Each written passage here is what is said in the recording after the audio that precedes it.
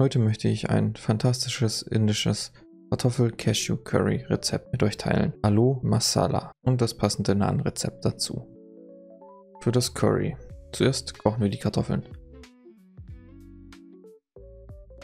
Bevor wir mit der Zwiebel fortfahren, geben wir alle Gewürze, die wir später benötigen, in eine kleine Schüssel. Chilipulver, geräucherten Paprika, Koriander, Garam Masala, Salz und falls gewünscht auch Knoblauch und Ingwerpulver vermischen. Nachdem wir die Gewürze beisammen haben, können wir mit der Zwiebel beginnen. Zuerst schneiden wir den Deckel ab und halbieren die Zwiebel dann. Wir entfernen nun die restliche Schale beider Zwiebelhälften. Danach schneiden wir die Hälften 5 bis 6 Mal vertikal in Richtung der Wurzel ein und anschließend 1 bis 2 Mal horizontal. Achtet darauf, nicht in die Wurzel der Zwiebel zu schneiden, damit die Zwiebel durch die Wurzel ihre Stabilität behält. Abschließend schneiden wir die Zwiebel dann sehr dünn herunter.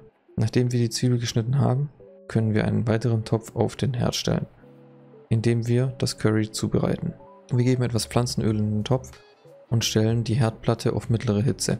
Sobald das Öl heiß ist, geben wir die Zwiebeln in den Topf und lassen sie glasig werden. In der Zwischenzeit könnt ihr euch um den Ingwer und den Knoblauch kümmern. Falls ihr euch für frischen entschieden habt, entfernt die Schale von den Knoblauchzehen und hackt diese klein.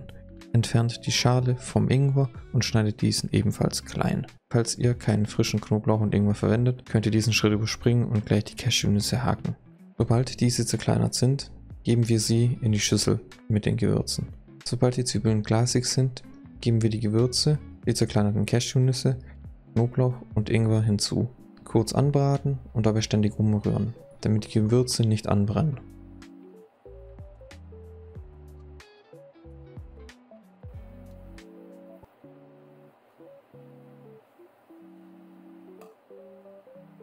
Nun die Hälfte der Milch hinzufügen. Aufkochen und kurz köcheln lassen. Für ein homogenes Curry können wir jetzt alles mit dem Stabmixer im Topf pürieren.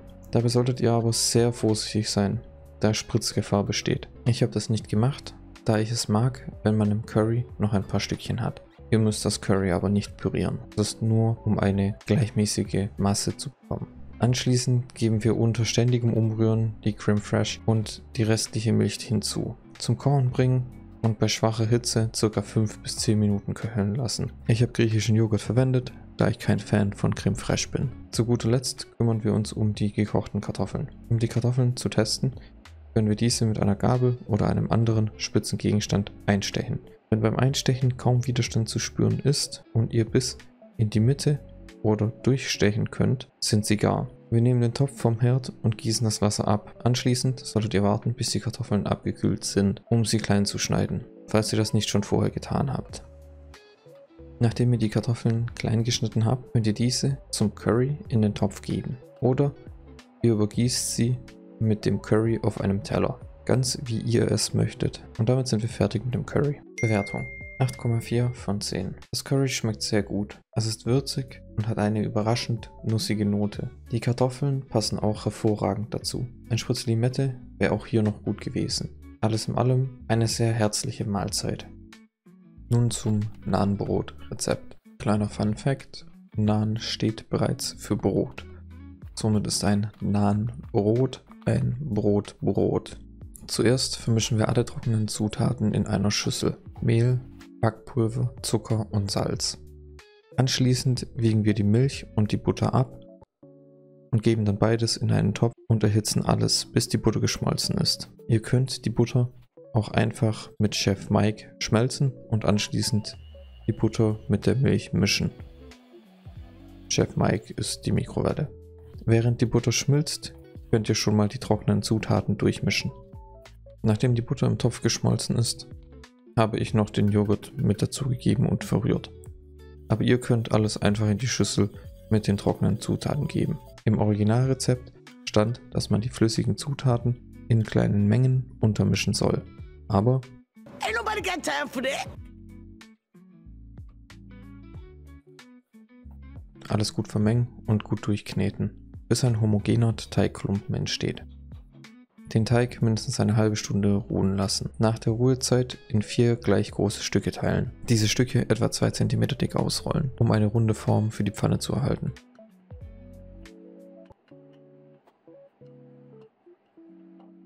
Eine Pfanne mit geeigneter Größe bei mittlerer Hitze auf den Herd stellen und etwas Butter oder Pflanzenöl hineingeben. Versucht die Butter oder das Öl in der Pfanne gut zu verteilen, bevor ihr den Teig hineingebt. Bitte achtet darauf, keine metallischen Utensilien zu verwenden, wenn ihr eine beschichtete Pfanne verwendet, da ihr sehr leicht die Beschichtung der Pfanne beschädigen könnt. Also nehmt euch kein Beispiel an mir und macht es lieber, wie ich es sage und nicht, wie ich es zeige. Sobald der Teig in der Pfanne ist, müssen wir nur noch warten, bis Blasen auf der Oberfläche des Teigs entstehen. Dann wenden wir ihn und lassen ihn in etwa die gleiche Zeit noch einmal backen. Sobald beide Seiten teilweise gebräunt sind, ist das Naan fertig. Und wir können ein wirklich leckeres indisches Curry mit selbstgemachtem Naanbrot genießen.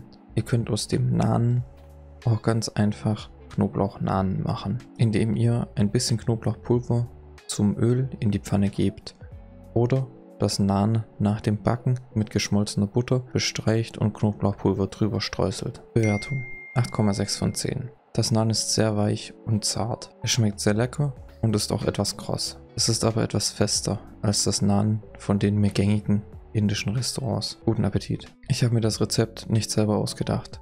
Leider kann ich das Original nicht mehr finden, daher gibt es keinen Link zum Original. Ich habe bei meinen letzten Videos festgestellt, dass ich keinerlei Angaben zu den Mengen für die Rezepte gemacht habe. Da ich das selbst nervig finde, wenn andere das bei ihren Kochvideos machen, habe ich mir vorgenommen, alle Angaben in die Videobeschreibung zu packen, damit ihr die Rezepte auch nachkochen könnt, ohne ständig im Video herumscrollen zu müssen. Falls euch das Rezept gefallen hat, würde es mich sehr freuen, wenn ihr einen Daumen hoch da lassen könntet. Vielen Dank fürs Zuschauen. Habt noch einen schönen Tag.